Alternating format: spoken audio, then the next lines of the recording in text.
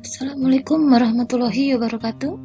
Jumpa lagi dengan saya Diahari Suryaningrum yang kali ini akan membahas mata kuliah akuntansi manajemen dengan topik pengambilan keputusan investasi modal untuk pusat pertanggungjawaban investasi.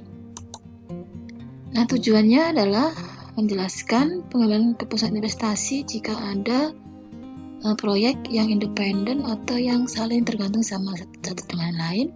Yang kedua, menjelaskan tingkat kapan misalnya tadi dapat kembali atau payback period, serta menjelaskan ARR, accounting rate of return.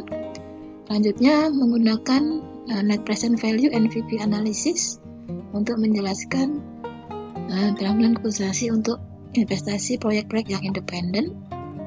Dan berikutnya adalah menggunakan IRR, di samping NPV ada IRR, dan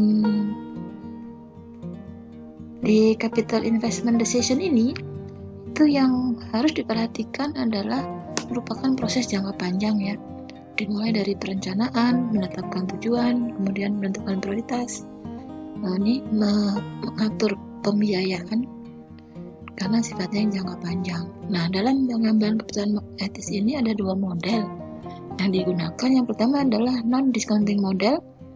Dalam model ini itu mengabaikan nilai uang ya, nilai waktu dari uang. Sementara untuk yang discounting model itu benar-benar memperhitungkan nilai waktu dari uang.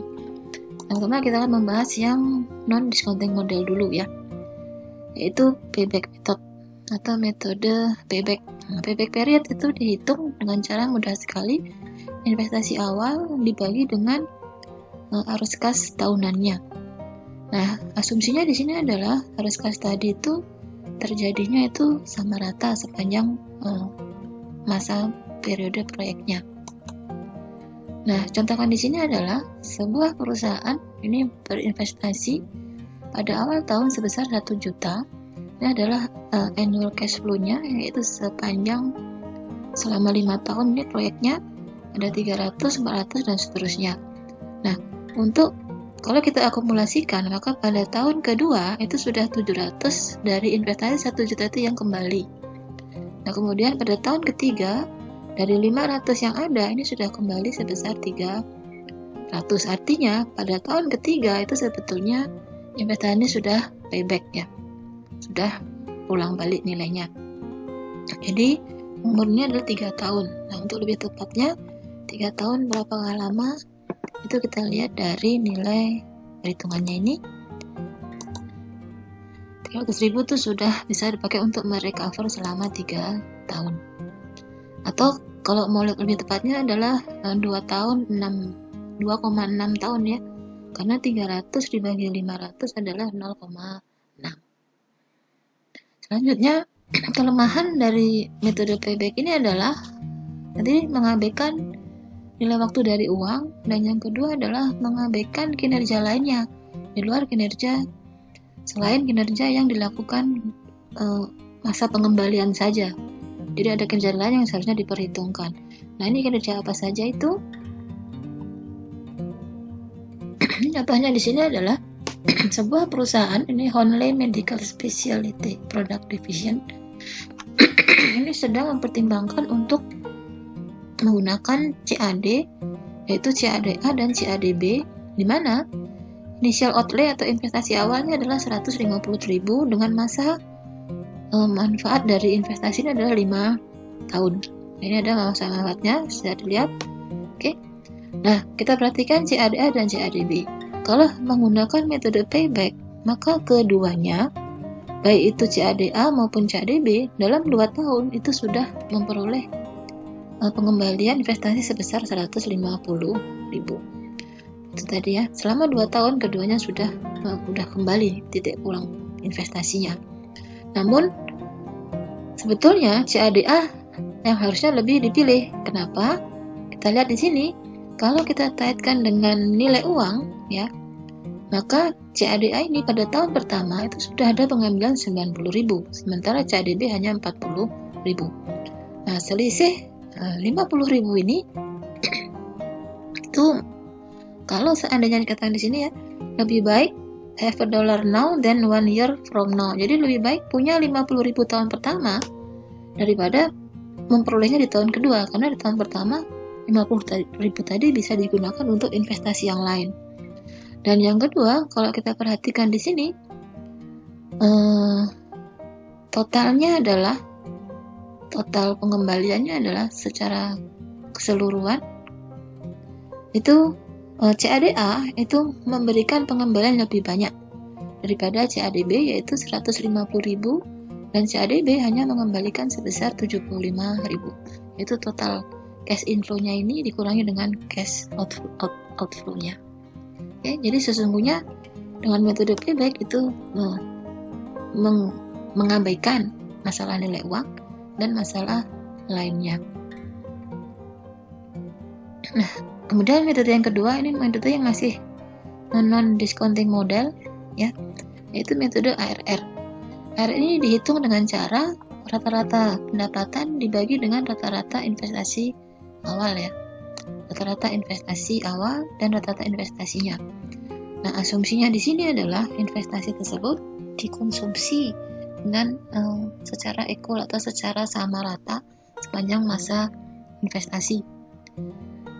Nah, rata-rata ini dihitung dari rata-rata pendapatan, itu dihitung dari rata-rata net cash flow dikurangi dengan penyusutan. Kenapa dikurangi dengan penyusutan? Karena penyusutan itu bukan pengeluaran yang paket money ya, jadi bukan pengeluaran yang mengeluarkan uang. Sementara untuk rata-rata rumus dari rata-rata investasi adalah investasinya ini investasi awal, original investment, ditambah dengan nilai sisa dibagi dengan 2. Itu untuk menghitungnya.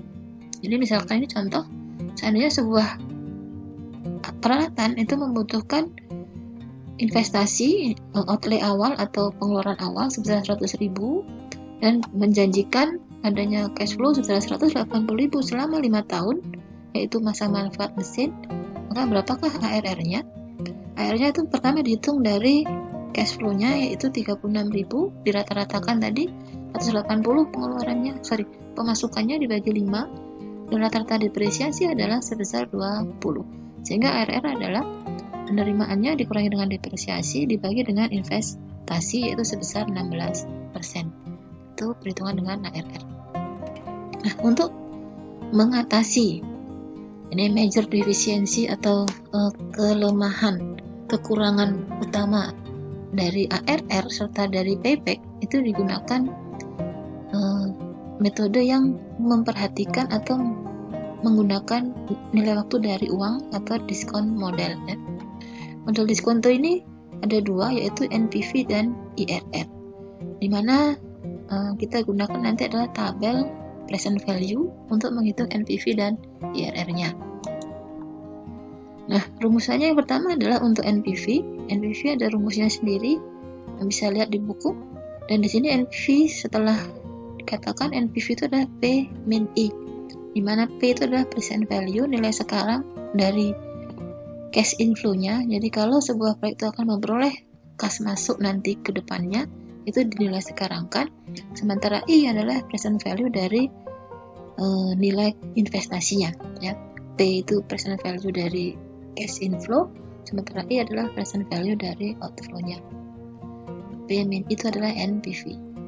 Nah, contoh di sini adalah sebuah Honda Medical yang sama, ini memproduksi blood pressure. Ini kayaknya alat untuk mengukur tekanan darah ya, yang akan diharapkan akan menghasilkan revenue tahunan sebesar 300.000.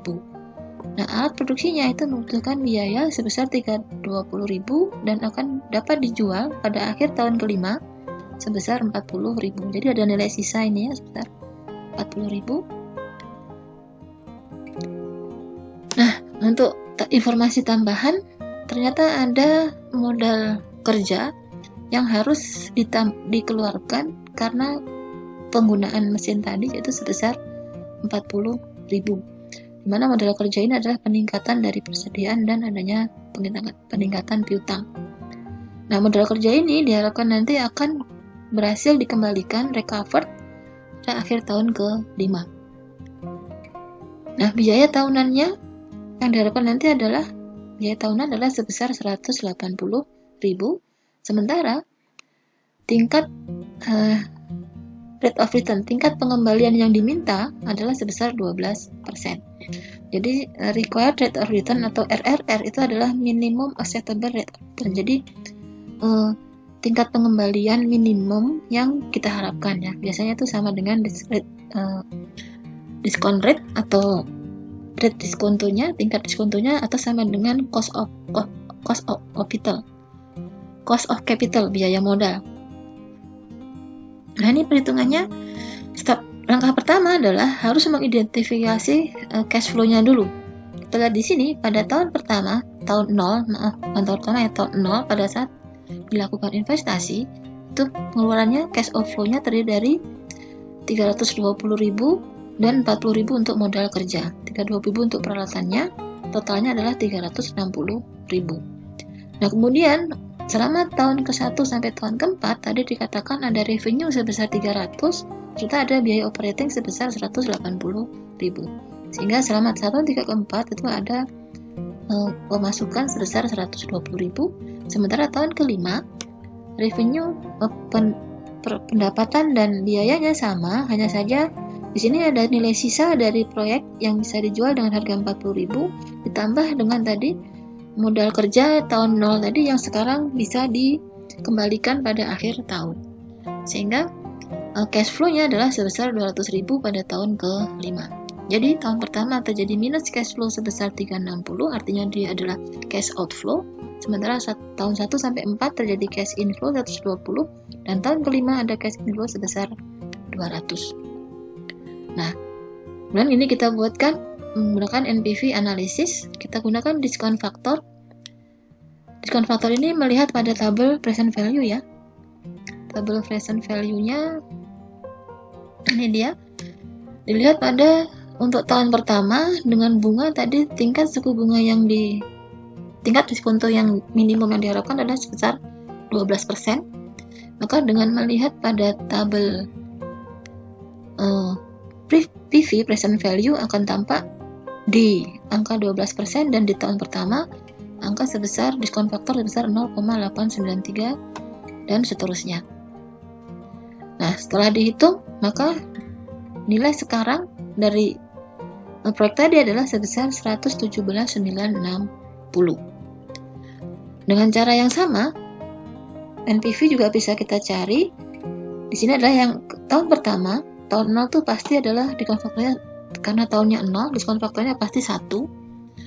Sementara tahun berikutnya tergantung pada tabel atau ada rumusnya di tabel itu. Nah, untuk tahun 1 sampai ke 4 karena di sini sama, jadi cash inflow-nya itu sama, maka bisa dibuatkan diskon faktor yang untuk 4 tahun ke depan. Jadi langsung dijumlahkan selama 4 tahun ke-1 sampai tahun ke-4. Untuk tahun ke-5 karena hanya 1 tahun saja berbeda cash inflow-nya menggunakan diskon faktor yang sama seperti yang di atas, yaitu untuk diskon faktor yang setiap tahunan, setiap periode ya. Kalau yang 1 sampai 6 adalah diskon faktor yang kumulatif. Dengan demikian nilainya adalah present value-nya adalah tidak beda jauh 117.960 dan 117.840. Jadi sebetulnya ini sama, perbedaannya hanya karena masalah pembulatan dari diskon faktor. Oke, jadi kalau yang pertama tadi adalah present value of 1, maka yang kedua ini adalah present value of an annuity of 1. Jadi kalau ini setiap tahun memperoleh nilai yang sama, dalam hal ini adalah nilai 120.000 yang sama. Nah, selanjutnya bagaimana kita memutuskan apakah diterima atau tidaknya sebuah proyek? Jadi di sini kalau NPV-nya adalah 0, maka hal ini mengindikasikan bahwa investasi awal itu berhasil dikembalikan. Nah, artinya apa? Tingkat suku bunga yang diminta tadi, tingkat pengembalian yang diminta tadi itu juga berhasil diperoleh. Sehingga di sini adalah kalau NPV 0 maka terjadi namanya break even atau titik pulang balik ya. Jadi antara investasi sama hasilnya sama, yaitu 0. Nah, keputusan berikutnya adalah jika NPV lebih besar dari 0. Artinya apa? Artinya selain investasi awal berhasil dikembalikan dan tingkat pengembalian yang diminta itu berhasil dikembalikan juga, maka ada kelebihannya. Nah, kalau lebih, maka seharusnya proyek tersebut diterima. Kalau kita lihat pada data tadi, di sini adalah NPV-nya positif. Artinya terjadi kelebihan nilai antara yang diinvestasi dan yang diperoleh dari hasil investasi tersebut. Sehingga keputusannya blood pressure tadi, alat untuk tekanan jantung tadi should be manufactured, harus diproduksi. Nah, sekarang bagaimana kalau kita gunakan IRR? Ya. IRR ini adalah sebuah tingkat pengembalian internal yang dikatakan di sini menetapkan tingkat diskontonya itu dengan NPV at 0. Jadi kalau NPV-nya 0, tadi rumus NPV adalah NPV sama dengan P min I. Nah, sekarang kalau NPV-nya adalah 0, maka untuk IRR itu P harus sama dengan I. Ya. Nah, misalkan saja sebuah proyek ini membutuhkan investasi sebesar 10.000 dan akan ada pengembalian dalam 1 tahun adalah sebesar 12.000. Maka rumusnya adalah P sama dengan I. Nah, kalau 12.000 tadi adalah tingkat investasi awal, tingkat pengembalian setelah 1 tahun dibagi dengan 1 plus I pangkat I ini ya, karena I-nya di sini hanya 1 tahun, maka sama dengan investment awal. Investment adalah 10.000, maka ketemulah nilai dari IRR adalah 20%. Ya. Nah, karena nilai IRR itu 20%, berarti tingkat pengembalian internalnya itu lebih besar dari tingkat pengembalian yang diminta atau RRR. Sehingga proyek ini harusnya diterima. Nah, ini caranya mengambil keputusan. IRR jika lebih besar dari biaya modal, maka proyek tadi harus diterima. Jadi kalau tadi biaya modalnya ada 12%, IRR-nya 20%, maka diterima. Kalau IRR-nya itu sama dengan biaya modalnya, ini boleh ya, equal ya, bisa menerima atau bisa menolak. Mungkin harus mendapatkan informasi lain untuk mengambil keputusan. Sementara kalau IRR-nya itu kurang dari biaya modal, maka proyek tadi harus ditolak. Nah, sekarang bagaimana kalau tadi kan IRR-nya hanya untuk 1 periode ya. Ini gampang untuk menentukan berapakah IRR-nya. Nah, sekarang bagaimana kalau IRR tadi adalah multi period, lebih dari 1 tahun. Nah, kalau itu adalah pengembalian kasnya itu uniform, itu artinya sama setiap tahun, kayak tadi ya, setiap tahun 120.000, 120.000, maka rumus yang digunakan adalah ini ya. I sama dengan CF untuk DF, dimana DF-nya itu adalah I dibagi CF. DF itu adalah diskon faktor. Setelah kita ketemu diskon faktornya, maka kita akan cari di dalam tabel berapakah persentase dari IRR-nya.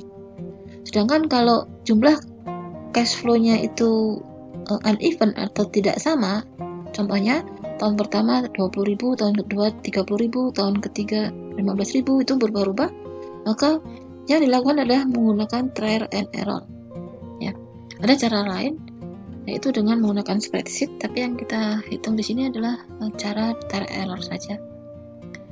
Contohnya di sini sebuah investasi menghasilkan 10.000, di mana in sebuah PC system yang akan menghasilkan penghematan 6.000 pada tahun pertama dan $7.000 pada tahun kedua. Jadi di sini nggak sama ya tingkat pengembaliannya. Maksud saya cash inflow-nya tidak sama. Jadi penghematannya adalah adanya cash inflow 6.000 dan 7.200. Sekali lagi IRR tadi dihitung dari P sama dengan I. Nah, kalau kita masukkan di sini dengan P sama dengan 6.000 dibagi dengan 1 plus I pangkat 1, kemudian untuk tahun kedua 7.200 dibagi dengan 1 plus I pangkat 2, dimana sama dengan 10.000 karena P tadi sama dengan I. Secara trial error, kalau kita buat 18, jadi kita lihat pada tabel 13B1 adalah tabel PV. Yang tabelnya nanti ada di bawah, bisa dicek di setelah terakhir nanti, akan menghasilkan faktor seperti ini pada tahun pertama adalah 0,847, tahun kedua adalah 0,78, sehingga P-nya adalah atau diskon faktornya adalah sebesar 10,252. Sedangkan kalau di ini, kalau menggunakan, karena di sini sudah 10,252 itu lebih besar daripada 10.000, maka harus kita naikkan, kita mencoba lagi dengan men-trial lagi ya, dengan nilai 20%. Jadi kita harus menebak ya, guessing lebih dari 18 yaitu 20%, dan ternyata kalau 20% itu hasilnya adalah 10.000 untuk P-nya. Nilai sekarang IRR-nya ya, P-nya 10.000. Oke. Nah, ini kalau kita bandingkan antara NPV dan IRR ya. Yang pertama, perbandingannya adalah NPV itu mengasumsikan bahwa arus kas masuk itu diinvestasi ulang berdasarkan tingkat pengembalian yang diminta ya, atau ini adalah cost of capital-nya. Jadi kalau NPV itu berkaitan dengan tingkat pengembalian yang diminta atau tingkat modal, sementara kalau IRR itu berkaitan dengan yang diinvestasi ulangnya itu berkaitan dengan sesuai dengan yang diharapkan ya. Jadi antara yang diminta itu adalah yang kalau tidak dilakukan yang bisa diterima secara minimum acceptable rate of return. Sementara kalau internal rate of return sendiri adalah menyatakan atau menetapkan diskon rate-nya itu kalau terjadi NPV sama dengan 0, sehingga bisa terjadi adalah harapan IRR itu biasanya lebih tinggi dari cost of capital. Jadi makanya ini perbedaannya di situ. Kemudian NPV ini mengukur profitabilitas sebuah proyek itu dengan menggunakan dolar yang absolut. Sementara kalau IRR itu enggak. Kenapa dolarnya dikatakan relatif? Karena kan belum terjadi ya IRR ini, jadi masih relatif nilainya. Sementara kalau NPV itu sudah absolut karena cost of capital yang terjadi itu pasti sudah ada ya. Jadi misalkan perusahaan memiliki uang 10 miliar untuk diinvestasikan, cost of capitalnya kalau di perbankan tingkat diskontonya adalah 12%, itu sudah absolut dolarnya akan memperoleh 12% dari 100 miliar. Sementara kalau IRR itu masih yang akan diharapkan kemudian, makanya yang merupakan nilai yang relatif. Nah sekarang bagaimana kalau proyeknya itu bukan satu tetapi mutually exclusive ya, saling tergantung. Ada dua proyek yang harus diputuskan apakah akan dilakukan dua-duanya atau tidak. Nah datanya adalah semacam ini, revenue tahunannya atau penghasilan tahunnya, pendapatan tahunannya A dan B, kemudian adalah biaya tahunan, kemudian ada juga investasinya. Investasi sebelum tahun ke-0, sebelum tahun pertama itu tahun ke-0 adalah 180 dan 210. Masing-masing punya masa manfaat proyek ini adalah 5 tahun. Dengan biaya modalnya adalah 12%. Jadi adalah ini tingkat pengembalian yang diminta atau required rate of return RRR. Nah, kita lihat ini adalah pengembaliannya. Kalau tadi desain A pendapatannya dan biayanya segini, maka akan ada cash inflow-nya sebesar 60. Begitu juga dengan desain B. Setiap tahun ada cash inflow sebesar 70. Dihitung tadi ya. Revenue dikurangi dengan cost, operating cost. Begitu juga dengan desain B, ketemu 60 dan 70.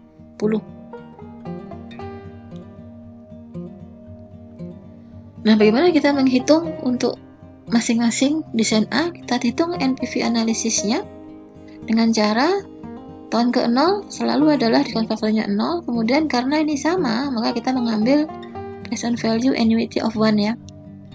Nilai sekarang dari nilai jumlah anuitas, jumlah tahunan yang sama, yaitu 3605, yaitu dilihat pada tabel dengan bunga 12% selama 5 tahun.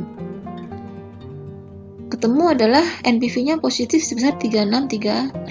Nah, sekarang kita hitung IRR-nya. IRR adalah diskon faktor.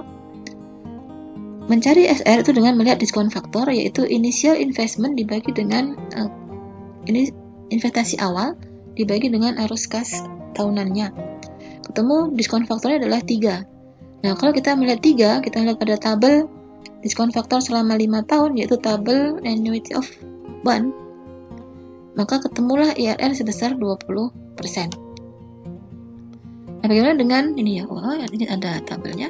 Ini ada tahun 20%, kita lihat ini hampir 3 nilainya ya untuk 5 tahun. Jadi periodenya 5 tahun, kita cari yang di tengah ini adalah diskon faktor. Maka ketemu, kita cari angka 3, ini masih 3,4, 33, ini 3,1, ini 2,99, ini mendekati 3. Maka nilai IRR-nya adalah sebesar 20%. Nah, bagaimana dengan desain B? Desain B ternyata memperoleh ini net present value yang lebih tinggi. Tadi desain A hanya sebesar 36.300, desain B sebesar 42.350. Dan IRR-nya sama. Jadi kalau melihat dari sini, maka yang harus dipilih adalah desain B karena dia memberikan NPV yang lebih tinggi. Dan IRR-nya akan sama baik A atau B. Nah, menjadi masalah ketika sebuah negara itu memiliki tingkat inflasi yang tinggi. Contohnya adalah di Venezuela misalnya, atau di Indonesia. Indonesia termasuk negara dengan tingkat inflasi yang tinggi juga. Misalkan ini di Venezuela, itu investasi yang dibutuhkan adalah 5 juta bolivaris. Bolivaris itu kayaknya mata uang Venezuela. Dan diharapkan akan mendapatkan cash inflow tahunan sebesar 2.900.000 yang untuk selama 2 tahun ke depan ya. Jadi masanya 2 tahun saja. RRR-nya atau cost of capital-nya adalah 20% yang termasuk dalam komponen yang inflasi ya. Nah, secara umum inflasi di Venezuela adalah 15% untuk 2 tahun ke depan. Dengan demikian, kalau kita melihat pada NPV-nya, analisisnya akan menunjukkan seperti ini ya. Nih, analisisnya. Cash flow-nya dulu tahun ke-0, investasi awal 5 juta, kemudian selama 2 tahun akan menghasilkan 2.900.000. Kalau dikalikan di sini minus 5 itu karena investasinya keluar, kemudian yang masuk hanya 4, maka secara NPV itu tidak layak proyek ini dilaksanakan ya. Tetapi kalau kita lihat dengan menggunakan mengadjustment dengan tingkat inflasi, kita lihat di sini tahun pertama ada tingkat inflasinya adalah tadi di-adjust sebesar berapa? 15%. Ini dia 1,15 kalikan 2.900.000. 1 itu ada 100%, naik 15% jadi 115%. Ketemulah cash inflow-nya 33.500, sedangkan di tahun kedua, kali 2 tahun berarti ini dikalikan pangkat 2 ya. 1 ke 15 pangkat 2, jadi 1 plus I pangkat 2 dikalikan dengan 2.900, sehingga cash inflow-nya itu menjadi berbeda. Karena berbeda, maka yang digunakan adalah tabel untuk annuity of 1 ya, tabel present value of 1, bukan present value of annuity of 1. Jadi bukan annuitas tapi yang satu saja. Ada tingkat diskon faktornya untuk tadi adalah 20%, dan selama tahun 1 dan kedua, maka di sini kelihatan hasilnya adalah NPV-nya menjadi positif. Jadi kalau tanpa menggunakan disesuaikan dengan tingkat inflasi, proyek tadi itu ternyata tidak layak karena NPV-nya kurang dari 0 minus. Sementara kalau menggunakan sudah di-adjust atau disesuaikan dengan tingkat inflasi, NPV-nya menjadi positif.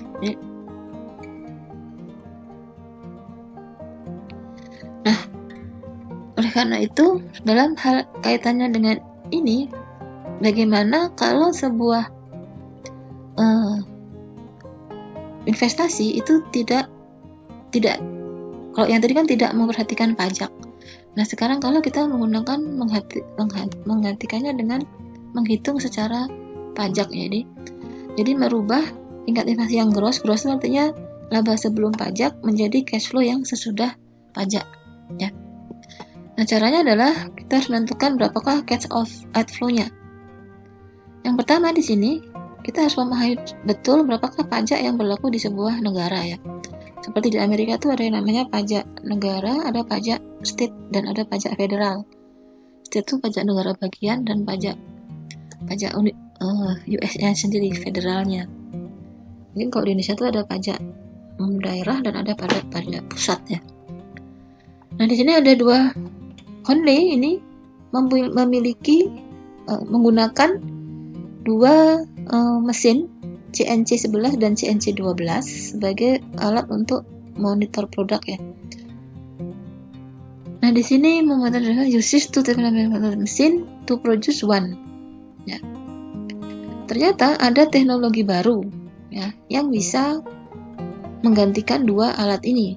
Teknologi baru ini harus memerlukan investasi. Nah, manajemen wants to know. Jadi pihak manajemen itu ingin tahu berapakah investasi yang diperlukan untuk mengganti dua mesin ini dengan mesin yang baru. Nah, jika kedua mesin tersebut ini ternyata bisa dijual, maka bagaimanakah pengaruhnya jika ada pajak yang timbul dari transaksi ini atau dari investasi ini? Ini ada, ya, nilai bukunya dan nilai jualnya. Nilai bukunya 200, nilai jualnya 260. Nilai buku itu adalah harga perolehan dengan akumulasi penyusutan. CNC 12 500 dijual dengan 400. Dan ini adalah nilai dari CNC yang baru yang akan dibeli. Dimana totalnya adalah 2.900.000. Harga perolehan 2.900.000. Nah, kita lihat di sini penjualan dari model yang lama itu ternyata menghasilkan loss sebesar 40.000. 200 sama 260 ada untung 60, tapi yang CNC 12 ada rugi 100. Nah, rugi ini merupakan tax saving, ya. Karena kan kalau rugi kan bisa mengurangi laba perusahaan sehingga ada tax saving bagi perusahaan. Kalau tadi tingkat pajaknya adalah 40%, maka 40.000 dikali 40% ada tax saving sebesar 16.000. Dan biaya tadi adalah sebesar 2.900.000. Kesimpulannya, ini dia, dengan biaya 2.900.000 itu, dia bisa menjual 260 untuk CNC 11, dijual 400 untuk ada cash inflow, ya, dari penjualan model yang lama, atau ada tax saving sebesar 16.000, maka ada pengurang 676.000. Sehingga investasi awal, net investment yang diperlukan bagi perusahaan adalah sebesar 2.024.000, bukan 2.900.000. Itu yang dimaksud dengan manajemen perlu tahu berapakah net investasi awalnya. Nah, yang kedua, setelah tahu investasi awalnya, maka harus tahu berapakah cash flow yang bisa masuk dari investasi tersebut, harus masuk dari cash flow-nya. Nah, untuk menentukan perhitungan dengan after tax cash flow ini atau perhitungan cash flow setelah pajak, itu ada dua pendekatan, yaitu pendekatan laba dan pendekatan yang didekomposisikan. Contohnya, kalau tadi new equipment itu ternyata nilainya adalah 800.000, di mana dengan produk baru ini diharapkan akan meningkat pendapatan perusahaan sebesar 600.000 selama 4 tahun ke depan. Dan biaya operasi itu untuk material, bahan baku, tenaga kerja, dan biaya lainnya adalah sebesar ini, ya, cash operating expense. Jadi biaya yang dikeluarkan secara kas adalah sebesar 250.000 setahun. Dan untuk peralatan tadi yang dibeli dengan harga 800.000 itu punya masa manfaat 4 tahun dan akan didepresiasi dengan garis lurus, metode garis lurus. Mesin ini ternyata tidak punya nilai sisa pada akhir tahun ke-4. Bagaimana kita menghitung apakah layak tidak arus kasnya? Nah, kita lihat di sini, untuk menghitung dengan pendekatan laba, maka rumusnya adalah ini, cash flow setelah pajak itu sama dengan NI net income setelah pajak ditambah dengan NC. Jadi CF cash flow sama dengan NC plus NC. NC adalah pengeluaran yang non cash ya. Nah, kalau tadi revenue-nya adalah 600, kemudian operating expense-nya 450. Dari mana 450? Kalau kita lihat tadi kan biayanya hanya 250, betul? Tetapi ingat, kita harus menyusutkan 800.000 dibagi 4, jadi total biayanya adalah 450. Ketemulah laba sebesar 150. Kalau pajaknya adalah 40%, ini 40% ya kayaknya, maka ada pajak 60.000 sehingga net income-nya adalah 90. Nah, kalau gitu berapakah cash flow dari perusahaan? Cash flow-nya adalah tadi ditambahkan lagi penyusutannya, karena sekarang perusahaan itu tidak dikeluarkan kasnya, jadi ketemulah tingkat ini sesuai dengan rumus NI plus NC, maka CF-nya adalah sebesar 290.000 per tahun ya. Nah, bagaimana dengan kalau menggunakan pendekatan dekomposisi? Nah, pendekatan dekomposisi ini menghitung arus kas operasi dengan beberapa item yang ada dalam laporan laba rugi. Yang pertama adalah pendapatan kas setelah pajak, itu dihitung dari 1 minus tarif pajak dikalikan dengan pendapatan kasnya, dikurangi dengan biayanya ya, after tax cash expense. Jadi biaya setelah pajak. Jadi 1 min tax rate dikalikan biayanya ini. Kalau tadi adalah revenue dikurangi biaya tapi dikalikan dengan 1 min tarif pajak. Kemudian kalau ada tax saving maka akan ditambahkan, yaitu non cash expense ya, adalah tax rate dikalikan dengan biaya-biaya yang non cash. Ini rumusannya ya. Nah, kalau kita hitung tadi cash flow-nya dengan menggunakan metode dekomposisi, kita hitung 1 min tax rate dan seterusnya, revenue-nya 600, pengeluaran kasnya adalah 250, depresiasinya ada 200, maka rumus pertama after tax cash revenue adalah 1 min 4 kalikan revenue-nya 600 ketemu 360, kemudian cash expense-nya 250 dikalikan 0,6 ketemu 150 minus, dan ada tax saving yaitu pengeluaran yang non cash, yaitu pengeluaran untuk penyusutan sebesar 200 ketemu 80, maka total dari cash flow-nya adalah sebesar 290. Hasilnya sama dengan tadi metode pendekatan income atau laba ya. Nah, ini dia kalau kita hitung, ini sama ya hitungannya, CF selama 290, ini hitungannya setiap tahun sama. Nah, sekarang kalau tadi metodenya adalah garis lurus, tapi bagaimana kalau metodenya adalah metode yang tidak sama untuk penyusutan setiap tahunnya, atau metode yang di-accelerated ya.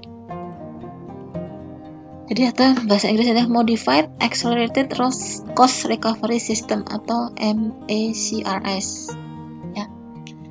Metode ini adalah metode penyusutan yang double declining itu ya, penyusutan yang makin awalnya disusutkan lebih besar, kemudian berikutnya makin lama makin kecil. Nah, ini kalau di undang-undang di Amerika itu ada tingkat ini segini tahun ya.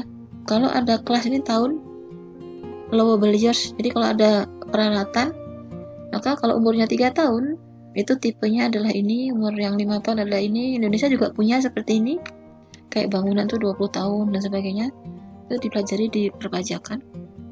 Nah, tapi kalau di Amerika itu ada katanya ini terkait dengan konvensi setengah tahun. Apa itu konvensi setengah tahun?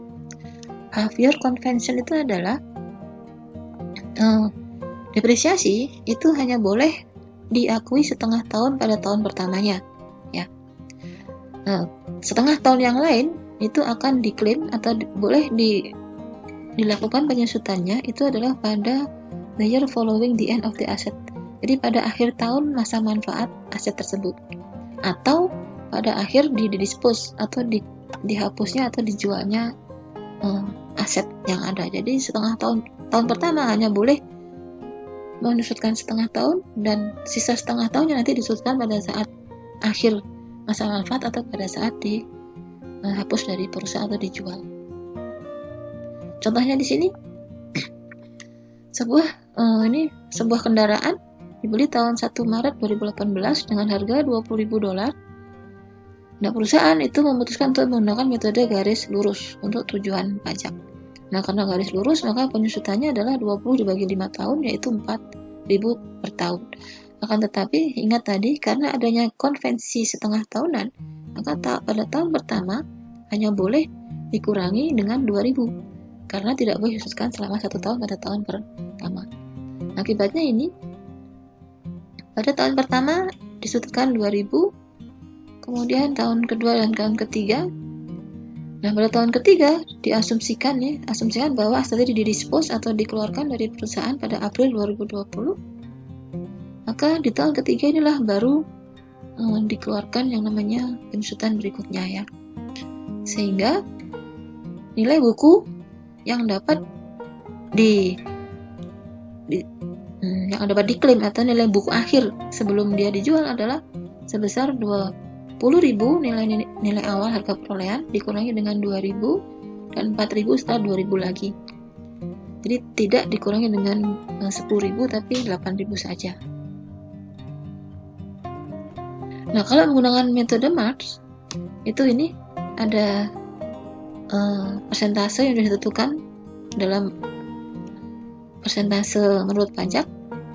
Ada untuk 5 tahun ya, tadi karena umurnya 5 tahun kita pakai yang 5 tahun ini 20% tahun pertama, 32% tahun kedua, dan seterusnya.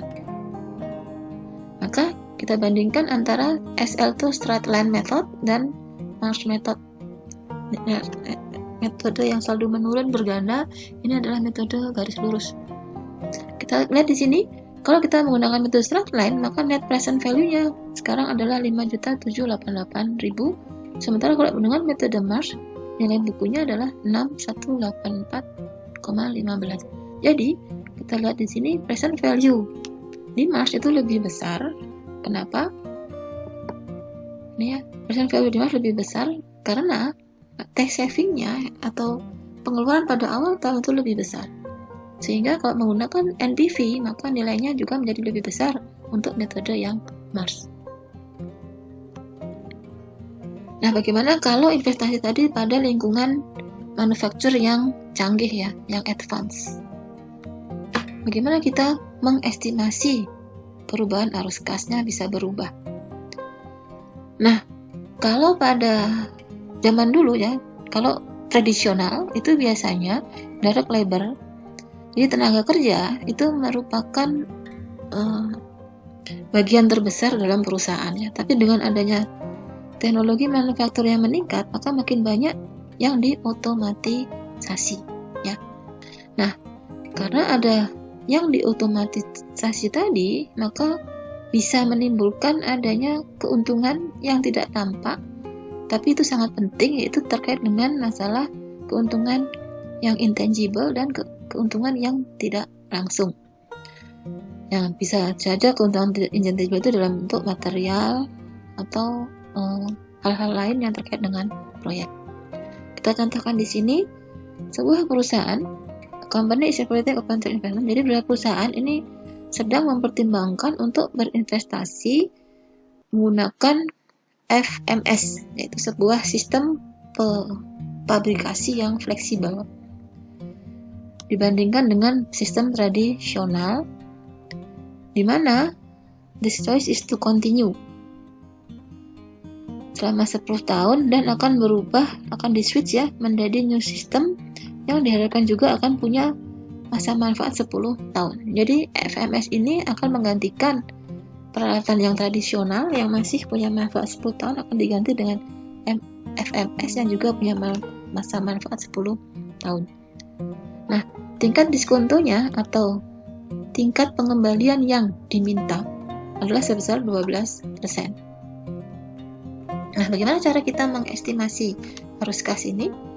Kita lihat, pertama, kalau kita menggunakan FMS tadi, perhitungannya adalah cost-nya adalah 10 juta, kemudian ada biaya-biaya, sehingga ada 18 juta untuk outlay-nya alias cash outflow.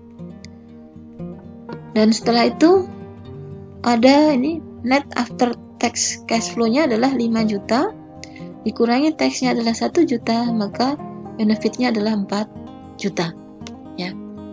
Nah, incremental benefit itu dihitung dari sini. 4 juta ini dihitung dari ini.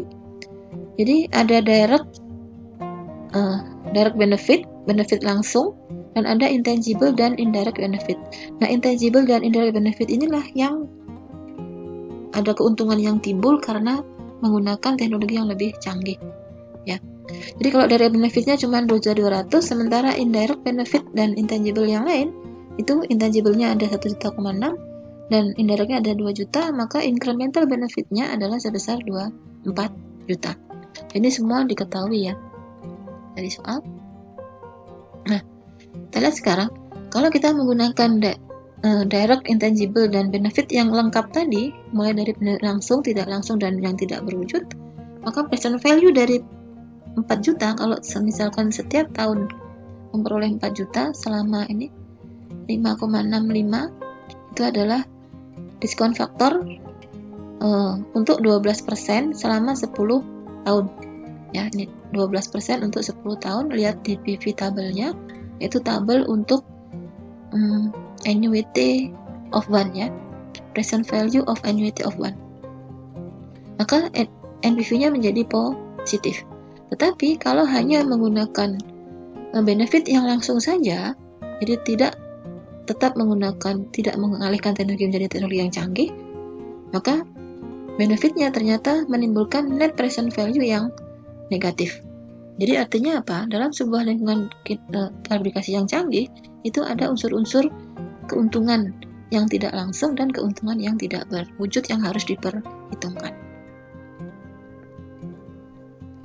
Nah, bagaimana kalau kita gunakan analisis sensitivitas ya?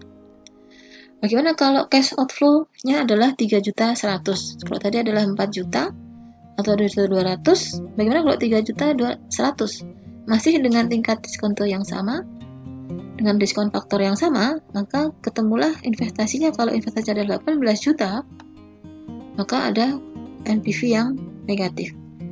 Tetapi kalau ini ternyata ada nilai sisa sebesar 2 juta, maka nilai sisa tadi akan menambah inflow dari arus kas proyeknya, sehingga dengan cara yang sama ternyata NPV-nya menjadi positif.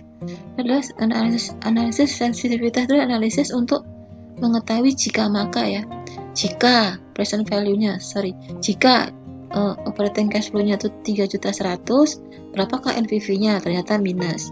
Ternyata jika cash flow-nya adalah 3.100.000 tapi ada nilai sisa, maka NPV-nya adalah 159.000. Itu adalah sensitivity analysis. Yang mana yang dipilih tergantung pada kondisi dan keadaan yang keputusan investasi yang dilakukan oleh perusahaan. Nah, selanjutnya ini adalah tentang menghitung future value ya, time value of money untuk nilai di masa yang akan datang. Rumusnya adalah ini, F sama dengan P plus 1 plus I pangkat N. F adalah future value, P adalah nilai sekarang dari investasi atau nilai yang akan kita hitung berapakah nanti di masa depan. Satu adalah jumlah absolut, dan I adalah bunga, dan N adalah masa periodenya ya. Bisa bulanan, bisa tahunan.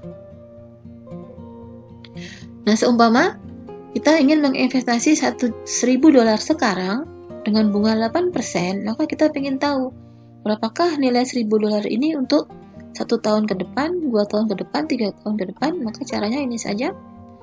F tadi adalah 1.000 dikalikan 1 plus I pangkat N, ya kan?